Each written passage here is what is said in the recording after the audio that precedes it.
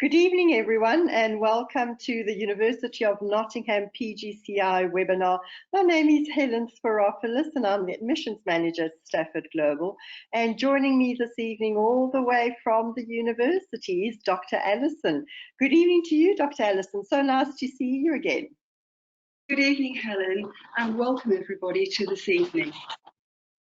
Good, and I'm just looking here on my right-hand side, and I can see that quite a lot of you have joined us from far as field as Egypt, and I can see from Saudi Arabia and Qatar, and obviously from the UAE. Welcome, everyone. How we're going to conduct the webinar this evening is I'm just briefly going to introduce you to Stafford, what we do, and then I'm going to hand you over to Dr. Alison, who's going to take you through the program. Now, towards the end of the presentation, I will be opening up the question box. So you're very, very welcome to type out any questions that you may want to ask me or Dr. Alison. I am going to be looking at these questions quite carefully. A lot of the questions are very similar, if not identical. So I am going to group them together. Okay, so let's get started. Now, who is Stafford Global? Now, the mere fact that you are here with us this evening means that you have been in touch with one of our experienced academic consultants. Now, we were established in 1993, and we are a resource center for online distance learning education in the Middle East. Now, we have been in partnership with the University of Nottingham for many, many years, and Dr. Alison can tell you how far back we actually have had this relationship and offering the PGCEi in the Middle East. Now, we do offer a variety of programs ranging from certificates, diplomas, bachelors, MBAs, MScs, right through until doctorates. And these come from a variety of universities that we represent. And one of our universities that we represent is obviously University of Nottingham. Now, we do have a very, very strong administrative support team here as well. So once you are part of the university and start your program, if you require any local support, we do have a very strong administrative team that you can contact. Okay, so I'm now going to hand you over to Dr. Alison, who's going to take you through the program, and I will join you again towards the end of the presentation. Over to you, Dr. Alison. Thank you, Helen. Thank you very much. You can see that we do enjoy a very close relationship with Stafford, and the University of Nottingham is really grateful to all the administrative connections that we have. And it makes life very smooth both for tutors, but also for you as students. So I'm going to start this evening by looking at the university itself. And just to remind you, you may know this already, Nottingham University is a very popular university with undergraduates and also graduates. And it's part of the prestigious Russell Group of universities in the UK and is really well known for providing research-led teaching. That's why it's popular. Students coming to the university know that they will be taught by tutors with world expertise and particular specialisms. And it's internationally recognised for groundbreaking research and its teaching excellence, which of course you would benefit from should you join the PGCEi. The course itself, the university is very proud of this course. Helen mentioned the number of years that we've been in partnership, and I think this course has been running in the UAE now for 11 years, which is a long time, and it's a very well established course. Across the globe, we have a number of students as postgrads. We have more than 5,000 postgrads now, creating this global network of people who have been part of this course. And the networking that goes on across the globe is really very interesting. The postgraduate certificate is given at master's level. It's an important point. It is at master's level. And its particular specialism is that it's a blended learning programme. And I think this is really important from your perspective as prospective students, because that means that some of the course will be taking place face-to-face with face-to-face teaching, And part of it will be you working independently on your own, in your own space, with your own computer. And we're really delighted that the face-to-face part of that programme is due to recommence this October. We had a slight glitch, which was common to most people in the globe with the pandemic. And of course, at that stage, the course had to be part of an online programme. But we're really excited about coming back in October to reconvene this blended programme. We're often asked questions about when you get your certificate, when you succeed at the end of the course, when you graduate, does the certificate indicate that this is a distance learning course or what? Well, no, it doesn't. It doesn't say anything on your certificate that refers to any online learning. And I think this is the absolute value of this blended, particularly blended course. Okay, so let's just look at what this actually means. It's very important, this balance between face-to-face working and you working individually. I think it creates an interesting way of working for you as possibly full-time workers in schools, that you have to create a programme of learning for yourself, which includes the face-to-face workshops, obviously, but it does include you putting time to one side to work through the course. And our experience tells us that you can only work on that programme individually. It's very important that you work out how much time you have available and to create time on a regular basis to be part of the course. And we do suggest that between 12 to 14 hours per week is about the right amount. And we found from experience that if you work at that time regularly, so you have a regular programme of maybe evening work or weekend work, that's the best way to work rather than trying to do things all at the last minute. It's a hard course, it's a challenge and it will take your time, but it is over in a year and it's worth organising your time to make sure it works well for you. I think it's important also to stress that it's a course that reflects on you as an individual and connects with your own practice. And it connects your teaching through theory, enabling you to think quite deeply about your practice and how that sits with theory.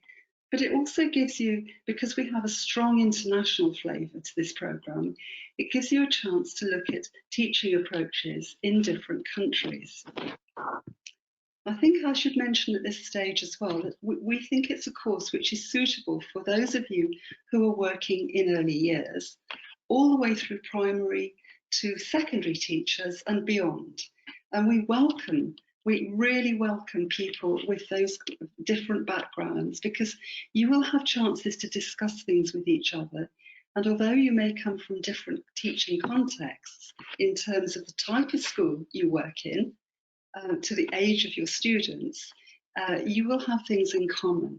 You will also have things to share which are different. And that makes a very rich course indeed, with lots of intellectual challenges and interesting dialogue. I like it very much that I work on this course. I lead the work in the Middle East, and I know all the tutors who work on this course feel the same way, that the blend of people who come to the course with all your different backgrounds in terms of countries and types of schools, age groups you teach, make for a very interesting group of people to work with. So let's look at the course itself. The course consists of 3 compulsory modules, and those, as I said a moment ago, will be completed over a period of 12 months. And the course is really guaranteed to give you enough space to work through those 3 modules at a good pace. And at the end of each module, your work will be assessed by a 4,000-word assignment. But in the meantime, as you work through each of those modules, you'll be working on coursework, which will involve you doing quite a lot of reading. There are a lot of things to read, articles, parts of books, things that other people have written. There'll be things that you need to write, And there'll be lots of videos to watch. The resources are rich and the resources are all online. You don't have to buy anything to add to the materials that you will need. And you'll notice from the titles of each of those 3 modules that there's a really strong international context to this, whether you're looking at educational aims and values, and we ask you to look at your own as well as an educator, to looking at understanding teaching and learning. Again, that's put within the context of internationalism. And the final module is a module that lots of students find and tell us is their favourite. And we ask you to look at educational practice within the context.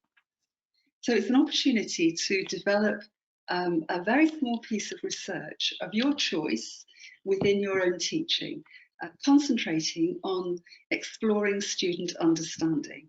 But again, it has an international context because that relates to the school and the country in which you're working.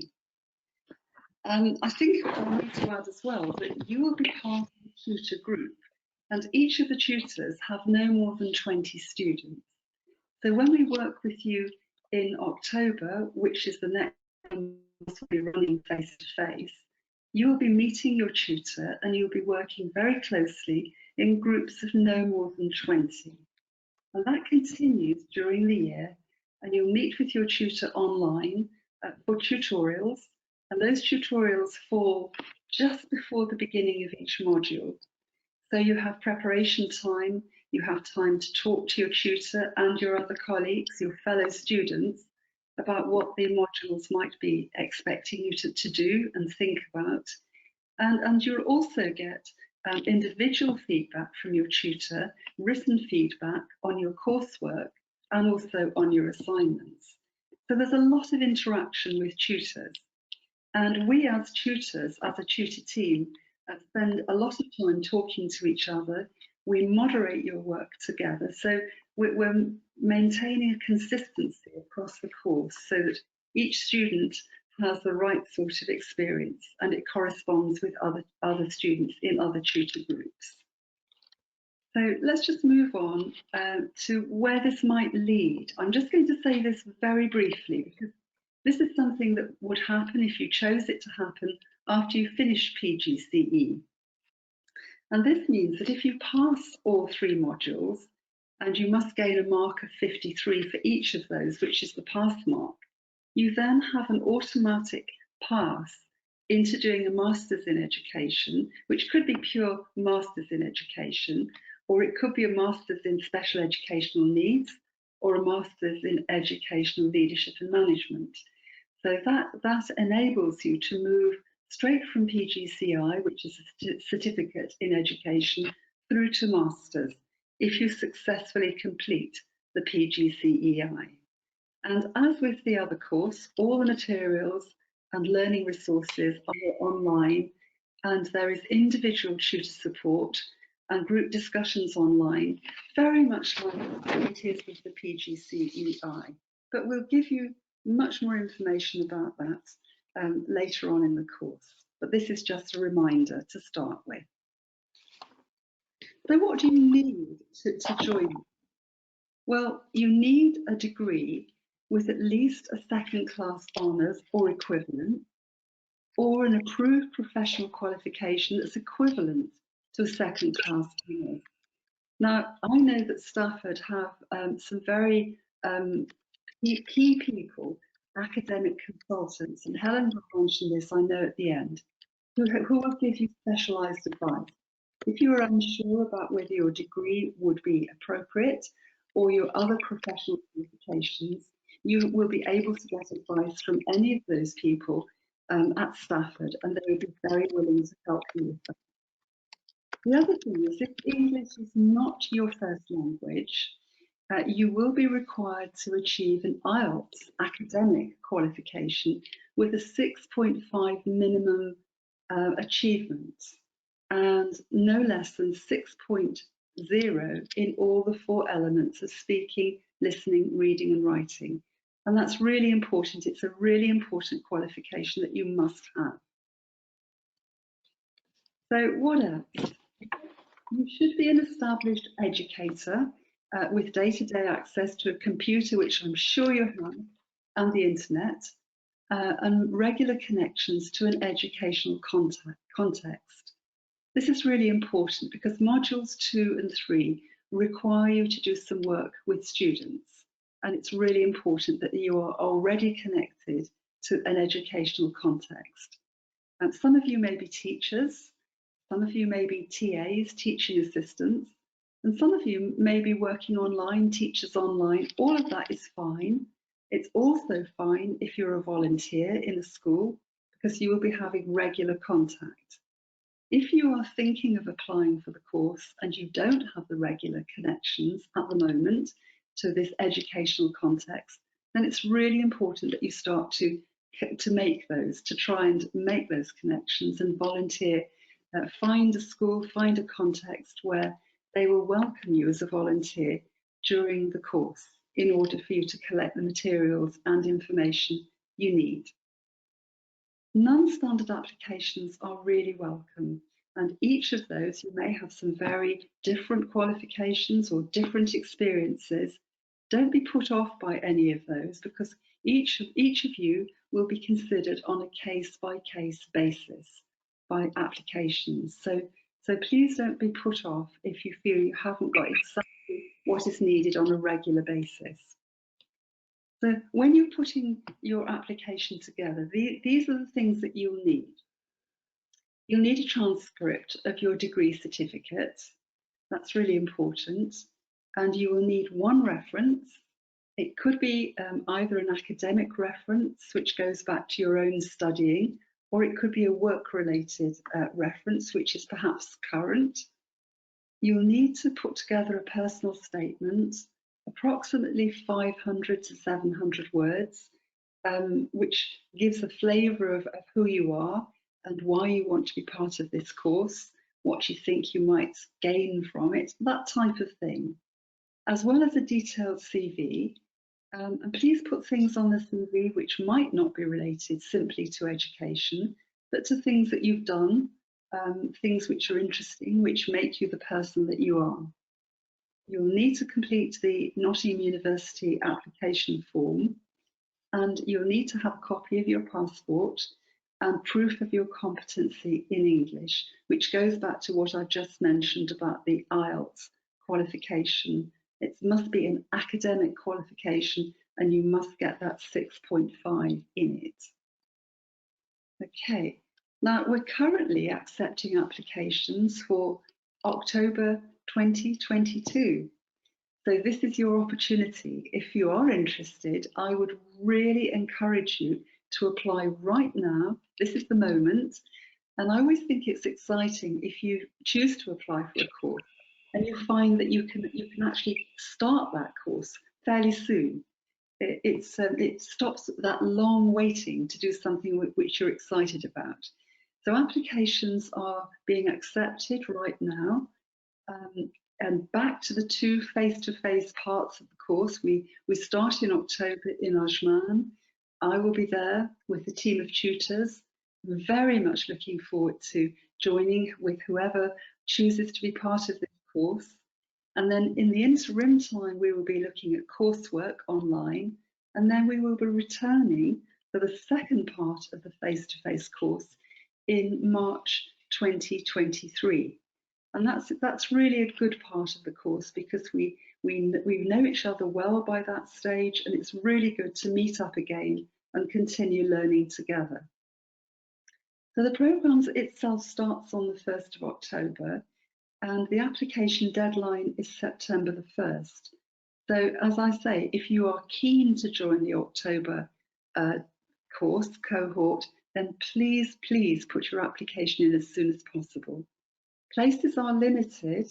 It's a very popular course, and we have to put a cap, a ceiling on how many students we can cater for. So if you are interested, please let me encourage you to do that application very quickly.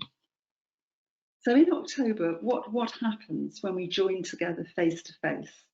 Well, there will be a 2-day induction programme. It's very much part of the course.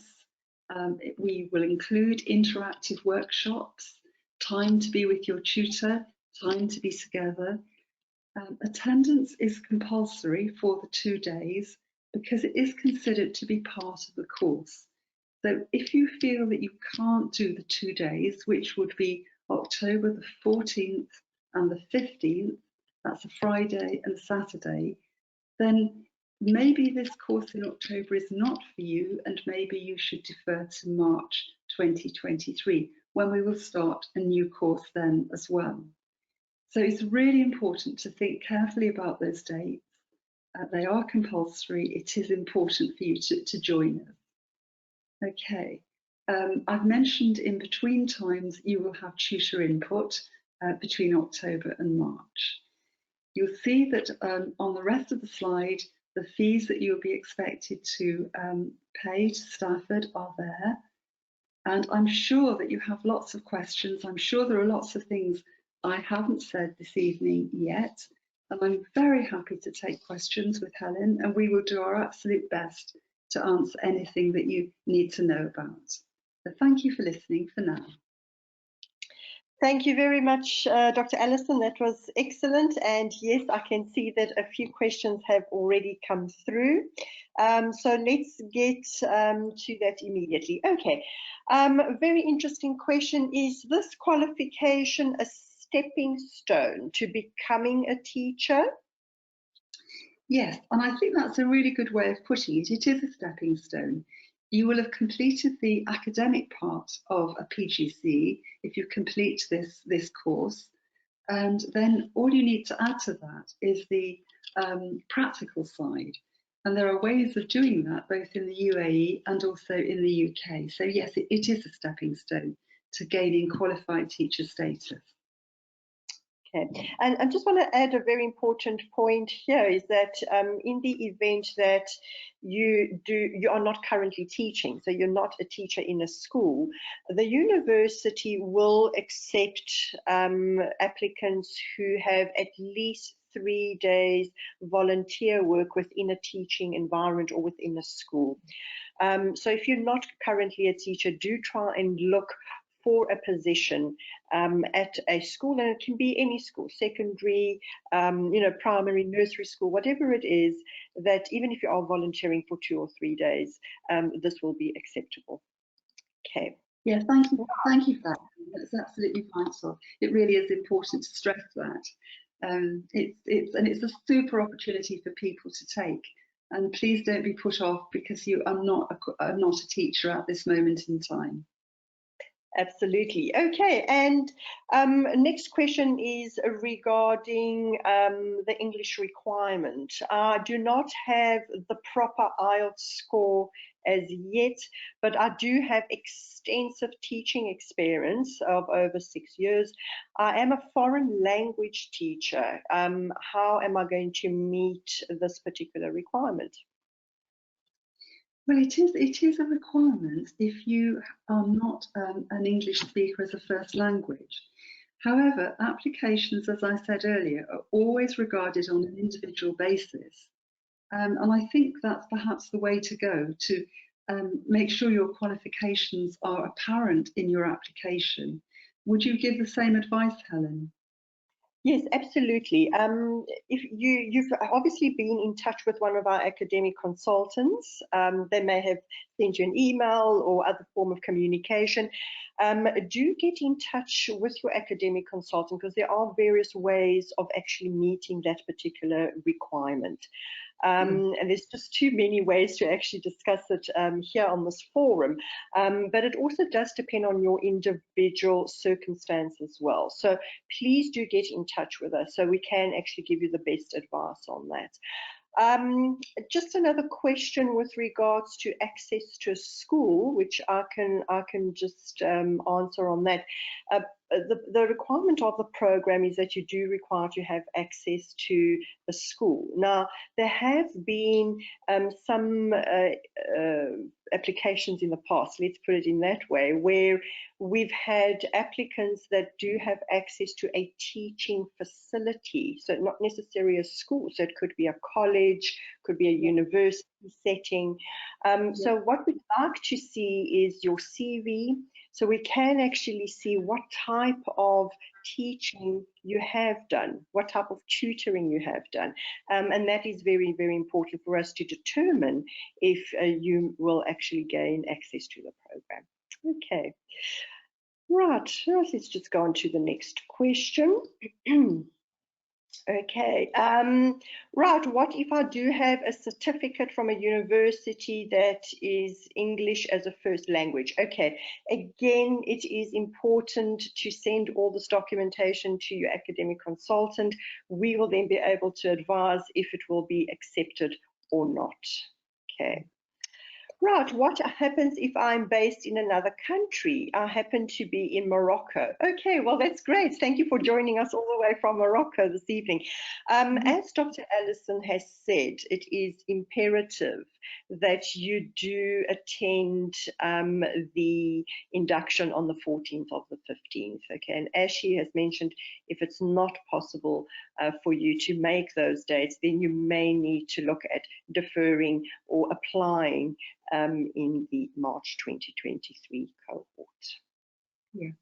Can I just add to that, Helen, that once you have come to the 2 days face-to-face, and people do travel quite a long way sometimes to do that, then it's perfectly okay to do the rest of the course, obviously online. And when tutors are organising tutorials, they do take into account time differences. And we try to accommodate all the students in our group and choose times which means that we can all meet together, because it is important to do that. So please don't worry about where you are located. We will take that into account. Absolutely, spot on there. Okay, just an interesting question here. Is the course subject specific? I do teach biology. Will this assist me in any way? Yeah, that's a very good question, and something maybe I should have mentioned earlier. It isn't actually subject specific because we focus on teaching and learning. And the richness of this course means that because we focus on teaching and learning, it's possible for us to have students and colleagues who are working in early years, which has many areas of learning, primary, which has a whole range of curriculum subjects, but we also welcome secondary teachers who will have a specialism. You know, you will be teaching one particular subject, and all of that blends together really well, because what we are discussing would be approaches to teaching, methodology, effectiveness. We're talking about theoretical approaches to learning, and it blends together. So what we hope we give you at the end is something to add to your own practice as well as your intellectual development. So it is not subject specific. We welcome all the subjects that people might be teaching and all the age groups. Excellent. Okay. And Melina, you're into coaching. Okay. Melina, what I'm going to suggest is if you can send me your CV as soon as possible. As a matter of fact, I do recall receiving an email from you earlier this morning. If you can actually send your CV through to me, one of our academic consultants will also be able to assist you in, trying to join this program, because I can see you're actually quite passionate about joining this particular PGCE. So please do get in touch with us, and we'll be able to advise you on how you can apply for the program. Okay, this is an interesting question. If an applicant has a master's in education already, do they still need to take all the 3 modules? Yes, they do, absolutely. We have people join the course who have not just a master's, but also other qualifications like a doctorate. So we welcome everyone onto the course with whatever qualifications they have. And this is it's a different qualification. So yes, you would be very welcomed on the course, and you probably find other people will have masters in different things as well. Absolutely, good. And here's an interesting question regarding QTS. With regards to QTS, is there a set number of hours to become QTS compliant? Yes, I don't remember offhand exactly what that is, because it's really to do with the practical side of the teaching. So I can't give you an exact answer for that, but when you are part of our course, or even beforehand, Helen might be able to help with the academic consultants, because it may be that there are certain hours for this which are allocated to it in the UAE. I'm not certain of the number in the UK at this point in time, but yes, but there will be a certain hours which include teaching and classroom observation. Good. And interesting question again about graduation. What will happen if I cannot attend the graduation in the UK? How do I get my degree? Always a very, very popular question. It is, isn't it? Yes. Well, we love to see you. We'd love to see you. If you can possibly be there, of course we welcome you. But if not, you graduate in absence, which means that your name is called out at the ceremony. Your certificate is there for you, and after the ceremony, your certificate will be sent to you by email. So we need to make sure we have your email addresses, and also a hard copy is sent to you. So again, we need your home address so that that can be correctly sent to you. So that's how you graduate. Your name is called out. You are important. You're on all of the lists. So it's a very simple thing to go through, but we must encourage you to check before graduation that the university has all the correct addresses, including email address, home address, so that you get your certificate. Good. And is there any possibility for me to attend a workshop in the UK? So if I start with you in the UAE, can I attend anything in the UK? Well, theoretically, yeah, but in practice that might not work so well because of the timing of these workshops. There is a course in the UK, a PGCEi course, but the timings are different from the ones we run in the UAE. So it just might not match.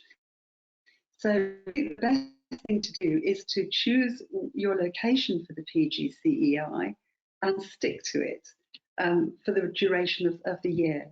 I think that would be my best advice. And in the bits in between where you're doing the coursework, of course, as I said earlier, you could be located anywhere. But I don't think the timings would work well for you to swap courses midstream. So I think you have to decide where you want to locate yourself for both of those face-to-face parts of the course. Absolutely.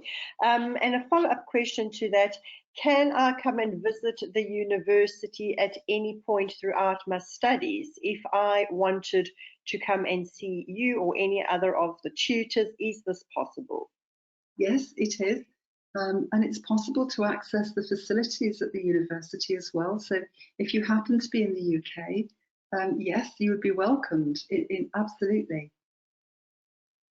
Okay, and can you give me a little bit of background about assignments? How are these graded and what would happen if I fail an assignment? Yeah, that's a good question.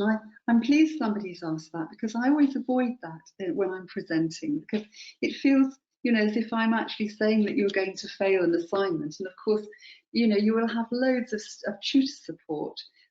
It's very rare that people do fail an assignment, but it happens for all sorts of reasons. And if you do fail an assignment, you will of course get support from your tutor, from your personal tutor, and you will have an opportunity to resit. You'll have a couple of opportunities to do that. So please don't worry, it does happen and you will be supported.